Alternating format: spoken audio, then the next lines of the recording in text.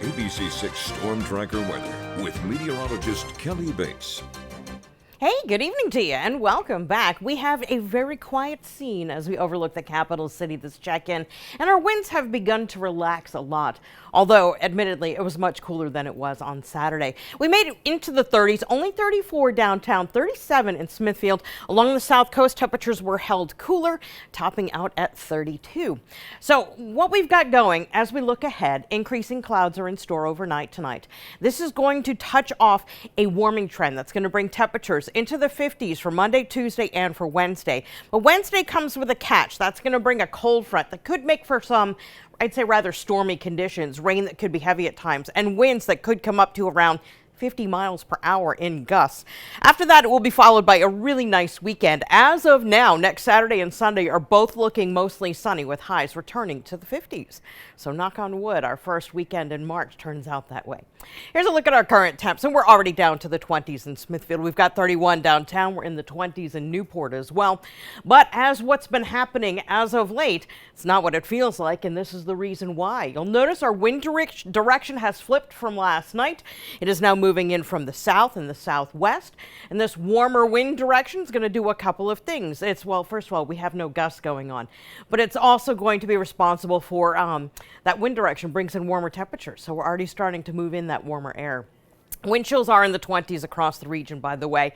So if you have any plans this evening, know that you will need to dress with an extra layer. Satellite radar checking clear. And as we zoom out, our next weather maker is actually coming from up here. This is our front, and our front will be sweeping through the region, and it's going to be responsible for throwing us some clouds as we go through the overnight. And there is the slightest chance tomorrow morning, it's 10 to 20%, that we could see a little shower. Very brief, very quick hitting, not really impactful, and we've got like a 3-hour time frame where if we're going to see one, that's it. So from 8 to 11 a.m. if we're going to get a shower tomorrow, that's when it happens.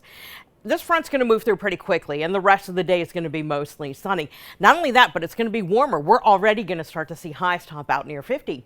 Now, as we go into Tuesday, we're going to start to bring in more clouds, but as of now, Tuesday's looking to be a dry day for us with a chance of a coastal shower, but that's about it. It's once we get to Tuesday night where we're going to start to hear from that noisy cold front that could bring rain that could be heavy at times.